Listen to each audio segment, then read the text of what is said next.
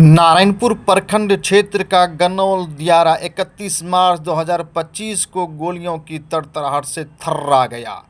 केवल गोलियां ही नहीं चली, एक मवेशी पालक पर दनादन लाठियां भी बरसाई गई, जिसके कारण वह बेहोश हो गया। उसके सिर में इतनी चोटें आई कि खून से लथपथ हो गया और लाठी के मार के कारण वह वहीं मौके पर बेहोश हो गया। सूचना मिलते ही आसपास के कई लोग वहां पहुंच गए, जिसका प्राथमिक उपचार पीएचसी नारायणपुर में करवाया गया। जो मवेशी पालक जख्मी हुआ है वह मूलतः खगड़िया जिला अंतर्गत परबत्ता का रहने वाला संदीप उर्फ खंतर यादव है। उसने बताया कि झगड़ा किससे हुआ यह मुझे पता ही नहीं। मैं भैंस चरा रहा था अपने बासा के पास, उधर से लाठी और हथियार से लैस होकर कई आदमी आया और दनादन लाठियां सिर पर बरसाने लगा, जिसके कारण सिर से खून बहने लगा और मैं बेहोश हो गया। मैं कुछ समझ नहीं पा रहा था कि आखिर मुझे क्यों पीटा जा रहा है, मेरा क्या कसूर है, मैं कुछ जान भी नहीं पा रहा था। इस बीच एक व्यक्ति को भी गोली लगी। गोली क्यों लगी इस बारे में सुनिए। आप कहाँ आए हुए थे? हम सिस्टर की हैं। सिस्टर बहन कहाँ रहती है आपके? गनौल में। किसके यहाँ? जीजाजी कौन है आपका? कारेलाल यादव। तो आपके हाथ में गोली किस तरह से लगी? हम लोग आंगन में ही थी, बहन भी सब थी और सब जितनी बहन की गोतनी सब थी, सब आंगन में ही थी। अब किधर से गोली छिटक के लगाई हमको पता नहीं।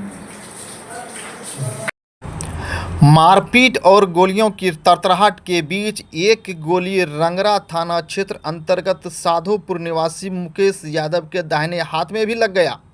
मुकेश यादव बताता है कि वह गन्नौल गांव में अपने जीजा के यहां आया था। साधोपुर गांव के मुकेश यादव के दाहिने हाथ में गोली लगी। मुकेश यादव बताता है कि गोली कहां से लगी, किसने मारा, वह कुछ नहीं समझ पाया। वह अपने बहनोई कारेलाल यादव के यहां आया हुआ था, आंगन में टहल रहा था। उसके आसपास उसकी बहन भी थी, लेकिन एक गोली उसके दाहिने हाथ में आकर फंस गया। उसका भी इलाज पीएचसी नारायणपुर में करवाया गया। घटना के उपरांत सैकड़ों की संख्या में पीएचसी नारायणपुर में कई लोग पहुंच गए। सूचना मिलते ही भवानीपुर थानाध्यक्ष महेश कुमार दलबल के साथ घटनास्थल पर भी गए। इसके बाद पीएचसी नारायणपुर भी जांच पड़ताल करने के लिए आए। इसके उपरांत सूचना पर बीरपुर सर्कल इंस्पेक्टर पवन कुमार सिंह भी आ गए, जिन्होंने घटना के बारे में जानकारी लिया।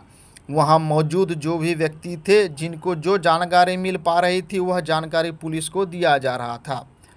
पीएचसी प्रभारी डॉक्टर विनोद कुमार ने प्राथमिक उपचार के बाद दोनों जख्मी व्यक्ति को बेहतर इलाज के लिए मायागंज भागलपुर रेफर कर दिया है। घटना का स्पष्ट कारण क्या है यह अभी तक पता नहीं चल पाया है, लेकिन ग्रामीण सूत्रों के अनुसार दो व्यक्ति के बीच मकई का फसल चराने को लेकर विवाद हुआ था। किसी का भैंस मकई के फसल में चला गया और उससे मारपीट होने लगा। किसका भैंस था, किसके खेत में गया, यह भी जांच का विषय है। उसी दोनों में मारपीट हो रहा था। इस मारपीट के क्रम में संदीप उर्फ खंतर को भी पीटा गया। एक गोली मुकेश यादव को भी लगा, यह भी जांच का विषय है। क्या कारण है कि आप लोग हॉस्पिटल आए हैं इलाज कराने के लिए? हम तो आए, दिरा में विवाद हो रहा था, क्या हो रहा था हमको नहीं पता। जैसे देखे जैसे आए। कौन सा दियारा? गन्नौल दियारा। विवाद का कारण? विवाद का कारण भैंस और चरौने उरौने में लाठी डोंग चला। उसके बाद जाके घर में हमारे अपने गाँव आंगन। लाठी किसने चलाया? लाठी चला वो सब हम नहीं देखे थे, लेकिन आंगन में आए तब तक में गोली उली चल रहा था। अब यहाँ पे घर आए। किसके आंगन में? हम अपना आंगन में आए। आपका क्या नाम हुआ? नीतीश कुमार। कहाँ के रहने वाले हैं? गन्नौल के। अच्छा, आपके आंगन में गोलीबारी होने लगी? नहीं, दिरा में गोलीबारी हो रहा था। उसके बाद हम अपने सब अपना अपना घर आ गया। घर आने के बाद यदुनंदन चौधरी का पोता अंकित चौधरी बाप का नाम शंकर चौधरी। अंकित चौधरी ने आके हमारे आंगन के बगल में गली है, गली इसमें आके हमारे मामा को गोली मार दिया। मामा का क्या नाम? मुकेश यादव। कितनी गोलियां चली होगी? गोली यानी कि हमारे आंगन में 2 गोली चला पिस्टल से। एक गोली हाथ में लग गया। किसके हाथ में लगा है? हमारे मामा के हाथ में। कितने जख्मी व्यक्ति का इलाज हो रहा है? 2। क्या नाम है दूसरे का? दूसरे का हमें नहीं पता है। खंतर घटना के उपरांत आप क्या करना चाह रहे हैं? प्रशासन से क्या अपील करना है? क्या उम्मीद प्रशासन करें से यही प्रशासन? अपील करना चाहेंगे, हमको इंसाफ चाहिए। किस तरह का इंसाफ? जो हाथ में बेकसूर को गोली लगा है।